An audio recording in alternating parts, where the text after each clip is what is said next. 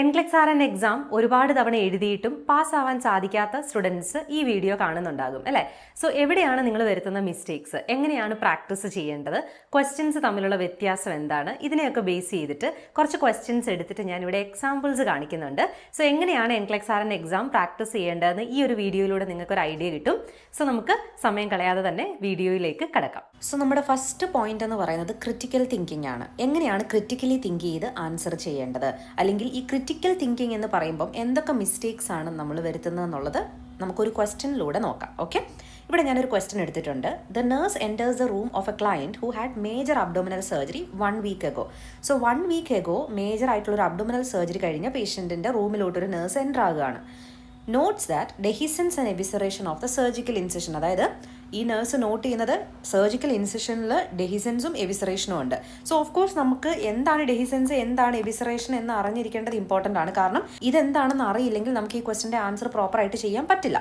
പക്ഷേ dehiscence and എബിസറേഷൻ എന്താണ് എന്ന് അറിഞ്ഞതുകൊണ്ട് മാത്രം നമുക്ക് ഈ ക്വസ്റ്റിൻ്റെ ആൻസർ ചെയ്യാനും പറ്റില്ല. ഓക്കെ, സോ എന്തുകൊണ്ടാണെന്ന് ചോദിച്ചു കഴിഞ്ഞാൽ നമ്മളിപ്പം എക്സാമിന് ഇരിക്കുമ്പോൾ ഇങ്ങനെ ഒരു ക്വസ്റ്റ്യൻ കാണുമ്പം അയ്യോ ഞാൻ ഡെഹിസൻസ് ആൻഡ് എബിസറേഷൻ പഠിച്ചതാണല്ലോ, അതിൽ കൊടുക്കേണ്ട പൊസിഷൻ എന്തായിരുന്നു എന്നിങ്ങനെ ആലോചിച്ച് പഠിച്ച കാര്യം അല്ലെങ്കിൽ മെമ്മറൈസ് ചെയ്ത കാര്യം ആലോചിച്ച് ആൻസർ ചെയ്യാനായിട്ട് നമുക്ക് പറ്റില്ല. കാരണം നമ്മൾ പല കാര്യങ്ങളും ഒരുപാട് തിയറി പഠിച്ചിട്ടാണ് എൻക്ലെക്സ് എക്സാമിന് വരുന്നത്. അപ്പം നിങ്ങൾ ശ്രദ്ധിച്ചിട്ടുണ്ടാകും, ഓൾറെഡി എക്സാം എഴുതിയ ഒരാളാണെങ്കിൽ നിങ്ങൾക്ക് ആ മൊമെൻറ്റിൽ ക്വസ്റ്റ്യൻ കാണുമ്പം ഈ കോണ്ടന്റ് എല്ലാം ഒന്നും മൈൻഡിലോട്ട് പെട്ടെന്ന് വരില്ല, ഓർമ്മയിൽ വരില്ല നമ്മൾ പഠിച്ചതൊന്നും. ഓക്കെ, സോ നമുക്കുള്ള നോളജ് വെച്ചിട്ട് നമ്മൾ എങ്ങനെ തിങ്ക് ചെയ്യണം എന്നുള്ളതാണ് നമ്മളിവിടെ അപ്ലൈ ചെയ്യേണ്ട സ്ട്രാറ്റജി. ഓക്കെ, സോ അതുകൊണ്ട് തന്നെ ഇവിടെ ഡെഹിസൻസ് ആൻഡ് എബിസറേഷൻ എന്താണെന്ന് അറിഞ്ഞിട്ട് അല്ലെങ്കിൽ എന്താണെന്ന് ഒരു ഐഡിയ നമ്മുടെ മൈൻഡിലുണ്ടെങ്കിൽ അത് വെച്ചിട്ട് നമുക്ക് ക്രിറ്റിക്കലി തിങ്ക് ചെയ്യാൻ പറ്റും. അല്ലാതെ നമ്മൾ മെമ്മറൈസ് ചെയ്തൊരു പൊസിഷൻ, ഈ ഒരു പ്രോബ്ലത്തിന് ഏത് പൊസിഷൻ കൊടുക്കണം എന്ന് നമ്മൾ മെമ്മറൈസ് ചെയ്തത് ഒരിക്കലും നമുക്ക് ഓർത്തെടുക്കാനായിട്ട് പറ്റിയെന്ന് വരില്ല. അതുകൊണ്ടാണ് നിങ്ങൾക്ക് ഏതാണ് ആൻസർ എന്ന് അറിയാതെ നിങ്ങൾ ഏതെങ്കിലും ഒരെണ്ണം ചൂസ് ചെയ്തിട്ട് കറക്കി കുത്തി ചൂസ് ചെയ്തിട്ട് അടുത്ത ക്വസ്റ്റ്യനിലോട്ട് പോകുന്നത്. അതുകൊണ്ടാണ്.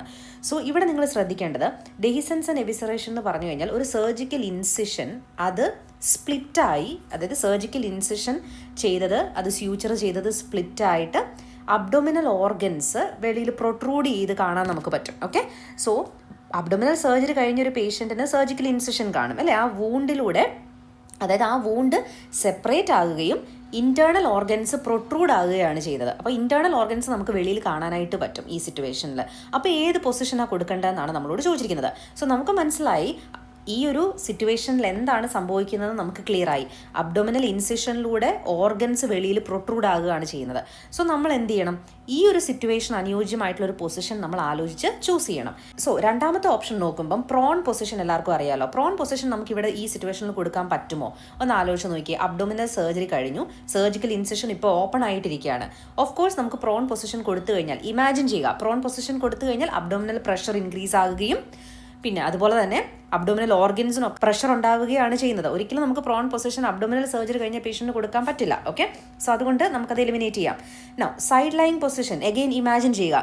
സൈഡ് ലൈങ് പൊസിഷൻ കൊടുക്കുന്ന സമയത്ത് എഗെയിൻ ഓർഗൻസിൻ്റെ പൊസിഷൻ മാറുകയും അബ്ഡോമിനൽ വോളിൽ പ്രഷർ ഉണ്ടാവുകയും ചെയ്യുകയാണ് ചെയ്യുന്നത്. സോ അതും നമുക്ക് എലിമിനേറ്റ് ചെയ്ത് കളയേണ്ടതായിട്ട് വരും. കാരണം ഇവിടെ നമ്മൾ ചെയ്യേണ്ടത് അബ്ഡോമിനൽ ഓർഗൻസിൻ്റെ കറക്റ്റ് പൊസിഷൻ മെയിൻറ്റെയിൻ ചെയ്യുക, അല്ലെങ്കിൽ ഈ അബ്ഡോമിനൽ ഓർഗൻസ് കൂടുതൽ വെളിയിൽ വരാതിരിക്കാനായിട്ട് പ്രഷർ ഇല്ലാത്ത രീതിയിൽ ഒരു പൊസിഷൻ കൊടുക്കുക എന്നുള്ളതാണ്. സോ നമ്മൾ ഇമ്മീഡിയറ്റ്ലി ചെയ്യേണ്ടത് ഈ പേഷ്യൻറ്റിന് സുപ്പൈൻ പൊസിഷൻ കൊടുക്കുക എന്നുള്ളതാണ്. ഓക്കെ, സോ സുപ്പൈൻ പൊസിഷൻ കൊടുക്കുന്നത് എന്തിനാണെന്ന് ചോദിച്ചു കഴിഞ്ഞാൽ പ്രഷർ കുറയ്ക്കാനും, അതായത് വൂണ്ടിലുള്ള പ്രഷർ കുറയ്ക്കാനും, അതുപോലെ തന്നെ സ്റ്റെറൈൽ ഡ്രസ്സിങ് അപ്ലൈ ചെയ്യാനായിട്ടും സേഫർ ആയിട്ടുള്ള ഒരു പൊസിഷൻ അതാണ്. അതായത് ഈ എക്സ്പോസ്ഡ് ആയിട്ടുള്ള ഓർഗൻസ് കവർ ചെയ്യാനായിട്ട് സ്റ്റെറൈൽ ഡ്രസ്സിങ് അപ്ലൈ ചെയ്യണം. അതായത് സർജിക്കലി ഈ ഒരു ഓർഗൻസ് അബ്ഡോമിനുള്ളിലോട്ട് ബാക്ക്, അതായത് തിരിച്ച് വെക്കുന്നതിന് മുമ്പായിട്ട് ഇത് കവർ ചെയ്യാനായിട്ടൊക്കെ അപ്രോപ്രിയേറ്റ് ആയിട്ടുള്ള ഒരു പൊസിഷൻ എന്ന് പറയുന്നത് സുപ്പൈൻ പൊസിഷനാണ്. അപ്പോൾ അബ്ഡോമിനൽ പ്രഷർ കുറയ്ക്കാനും അതുപോലെ തന്നെ സ്റ്റെറൈൽ ഡ്രസ്സിങ് അപ്ലൈ ചെയ്യാനും, അതായത് ഒരു സർജിക്കൽ റിപ്പയർ ചെയ്യുന്നതിന് മുമ്പ് തന്നെ ഈ ഒരു ഓർഗൻസ് കവർ ചെയ്യാനും ഒക്കെയാണ് ഈ തേർഡ് പൊസിഷൻ നമ്മൾ കൊടുക്കുന്നത്, സുപ്പൈൻ പൊസിഷൻ കൊടുക്കുന്നത്. Low Fowler with the knees bend എന്ന് പറയുന്നത് എഗെയിൻ ഇമ്മീഡിയറ്റ്ലി കൊടുക്കാൻ പറ്റുന്ന ഒരു പൊസിഷൻ അല്ല ഇവിടെ ഈ സിറ്റുവേഷൻ അനുസരിച്ച്. ഓക്കെ, സോ ഇവിടെ നമ്മൾ മനസ്സിലാക്കിയത് ഡെഹിസൻസ് ആൻഡ് എവിസറേഷൻ എന്താണെന്ന് മനസ്സിലാക്കിയിട്ട് നമ്മൾ ആലോചിക്കുക ചെയ്തത്. പ്രോൺ പൊസിഷൻ പറ്റുമോ, സൈഡ് ലൈൻ പൊസിഷൻ പറ്റുമോ, അങ്ങനെ നമ്മൾ ആലോചിച്ചെടുക്കുക ചെയ്തത്. അല്ലാതെ നമ്മൾ നേരത്തെ ബൈഹാർട്ട് ചെയ്ത് വെച്ച ഒരു കാര്യം മെമ്മറൈസ് ചെയ്ത് ആൻസർ ചെയ്യുകയല്ല ഇവിടെ നമ്മൾ ചെയ്തത്. ഓക്കെ, സോ യൂഷ്വലി ഒരു ക്വസ്റ്റ്യൻ കാണുന്ന സമയത്ത് ഒരു ടോപ്പിക്ക്, ഒരു സർജിക്കൽ പ്രൊസീജിയർ ആയിക്കോട്ടെ, ഒരു ഇഷ്യൂ ആയിക്കോട്ടെ, ഒരു ഡയഗ്നോസിസ് ആയിക്കോട്ടെ കാണുന്ന സമയത്ത് സ്റ്റുഡൻസ് യൂഷ്വലി ചെയ്യുന്നത് എന്താണ് ഞാൻ ആ ടോപ്പിക്കിനെ കുറിച്ച് പഠിച്ചത്, ഏത് പൊസിഷൻ ആയിരുന്നു, ഏത് സിംറ്റം ആയിരുന്നു, ഇങ്ങനെ മെമ്മറൈസ് ചെയ്തതൊക്കെ ഇങ്ങനെ മൈൻഡിലോട്ട് കൊണ്ടുവരാനായിട്ട് ശ്രമിക്കും. ഓക്കെ, അപ്പോൾ കൂടുതൽ സമയം എടുക്കുകയും നമുക്ക് നമ്മളുടെ തിങ്കിങ് അപ്ലൈ ചെയ്യാനായിട്ട് പറ്റാതെയും വരും. ഓക്കെ, സോ ഇങ്ങനെയാണ് നമ്മൾ ക്രിട്ടിക്കലി തിങ്ക് ചെയ്യേണ്ടത്. അതായത് ഓപ്ഷൻസ് ഓരോന്ന് നോക്കുക, എന്നിട്ട് ഈ ഒരു സിറ്റുവേഷനിൽ ഇത് അനുയോജ്യമാണോ എന്ന് ആ സിറ്റുവേഷൻ മനസ്സിലാക്കിയതിന് ശേഷം നമ്മൾ കമ്പയർ ചെയ്ത് യെസ് ഓർ നോ എന്നുള്ള രീതിയിൽ ആൻസർ ചെയ്യുകയാണ് ചെയ്യുന്നത്. ഓക്കെ, അടുത്ത ടോപ്പിക് എന്ന് പറയുന്നത് സ്ട്രാറ്റജീസ് ആണ്. ലൈക്ക് നമ്മളിപ്പം ചെയ്തത് ഈ ഒരു സിറ്റുവേഷൻ അനുസരിച്ച് അനുയോജ്യമായിട്ടുള്ള ഒരു ഇൻ്റർവെൻഷൻ അല്ലെങ്കിൽ ഒരു പൊസിഷൻ നമ്മൾ ചൂസ് ചെയ്തു. നമ്മൾ ക്രിട്ടിക്കലി തിങ്ക് ചെയ്താണ് അവിടെ ആൻസർ ചെയ്തത്.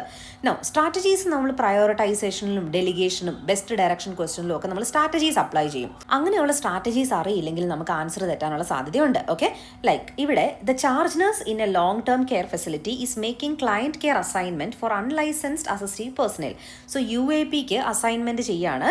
Which of the following statement by the charge nurse would provide UAP with the best direction about an assignment.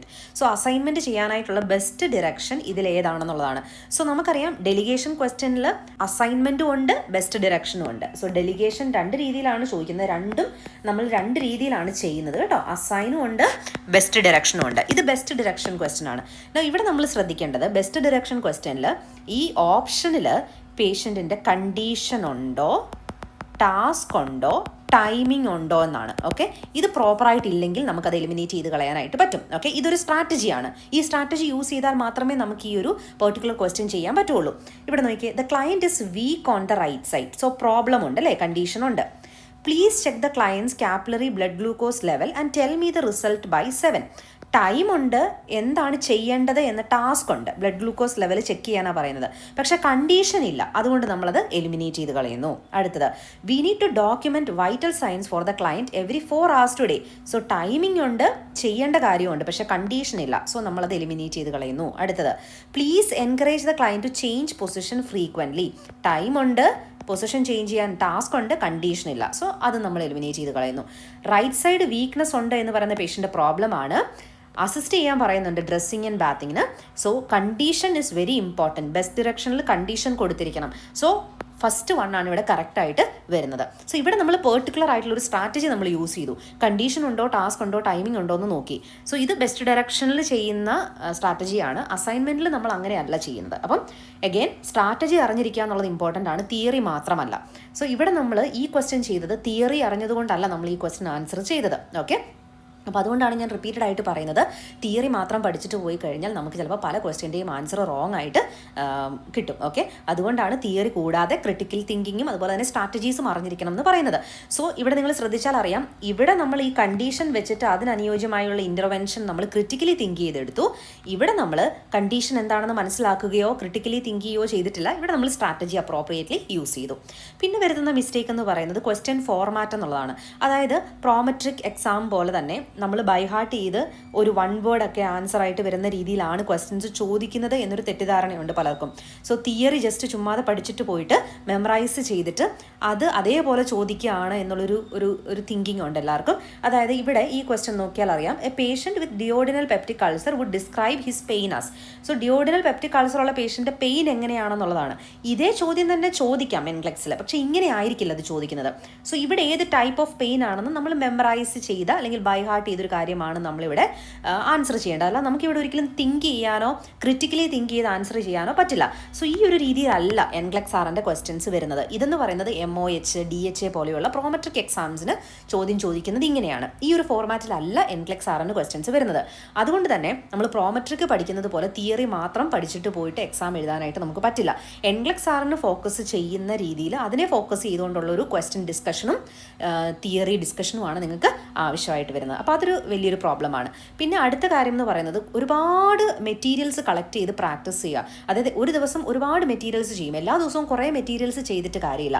ചെയ്യുന്ന മെറ്റീരിയൽസ് ക്വാളിറ്റിയോടുകൂടി മനസ്സിലാക്കി ചെയ്യാനായിട്ടാണ് ഇവിടെ നമ്മൾ NCLEX RN ശ്രമിക്കേണ്ടത്. ഓക്കെ, കുറേ മെറ്റീരിയൽ ചെയ്ത് കഴിഞ്ഞ് കഴിഞ്ഞാൽ നമുക്ക് പ്രാക്ടീസ് ആകും. ഓക്കെ, സോ പ്രാക്ടീസ് ആകാനായിട്ട് നമ്മളിവിടെ കുറേ മെറ്റീരിയൽസ് ഡെയിലി ചെയ്ത് കഴിഞ്ഞ് കഴിഞ്ഞാൽ നമുക്ക് പല ക്വസ്റ്റ്യനോടുള്ളൊരു എക്സ്പോഷർ ഉണ്ടാകും. അത് ചെയ്യുന്നത് നല്ലതാണ്. പക്ഷേ ക്വാളിറ്റിയിൽ ചെയ്തില്ലെങ്കിൽ, അതായത് എങ്ങനെ ക്രിറ്റിക്കലി തിങ്ക് ചെയ്യണം, എങ്ങനെ സ്ട്രാറ്റജീസ് അപ്ലൈ ചെയ്യണം എന്ന് മനസ്സിലാക്കി ചെയ്തില്ലെങ്കിൽ ആ ചെയ്യുന്നത് കൊണ്ട് ഒരു യൂസും ഉണ്ടാവില്ല. അത് നിങ്ങൾക്ക് എങ്ങനെ മനസ്സിലാകാമെന്ന് ചോദിച്ചു കഴിഞ്ഞാൽ, നിങ്ങൾ കുറേ ക്വസ്റ്റ്യൻസ് ചെയ്തിട്ടായിരിക്കും NCLEX RN എക്സാമിന് പോകുന്നത്.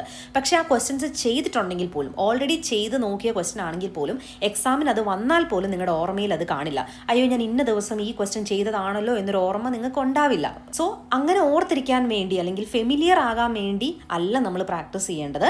വളരെ ക്വാളിറ്റി ആയിട്ടുള്ള രീതിയിൽ മനസ്സിലാക്കി എങ്ങനെയാണ് അത് തിങ്ക് ചെയ്യേണ്ടത്, എങ്ങനെയാണ് അതിൻ്റെ ആൻസർ വരുന്നത്, ഏത് സ്ട്രാറ്റജിയാണ് അവിടെ അപ്ലൈ ചെയ്തതെന്ന് മനസ്സിലാക്കി ചെയ്താലേ നമുക്ക് പ്രാക്ടീസ് ചെയ്യുന്നത് കൊണ്ടൊരു യൂസ് ഉണ്ടാവുകയുള്ളൂ. അല്ല നമ്മൾ കുറേ മെറ്റീരിയൽസ് ചെയ്തിട്ട് കാര്യമില്ല. ഓക്കെ, സോ ഇത്രയും കാര്യങ്ങളാണ് നിങ്ങൾ NCLEX RN എക്സാമിന് മുമ്പ് ശ്രദ്ധിക്കേണ്ടത്. അപ്പോൾ ഈ കാര്യങ്ങളൊക്കെ നിങ്ങൾ ചെയ്യുന്നുണ്ടെങ്കിൽ അത് കറക്റ്റ് ചെയ്തിട്ട് മാത്രം എക്സാം എഴുതുക. അപ്പോൾ ഈ ഒരു രീതിയിൽ NCLEX RN ക്ലാസ്സസ് നിങ്ങൾക്ക് NCLEXനെ മാത്രം ഫോക്കസ് ചെയ്തിട്ട് പഠിക്കണം എന്നുണ്ടെങ്കിൽ ഞങ്ങളെ കോൺടാക്ട് ചെയ്യാം. Thank you so much for watching this video.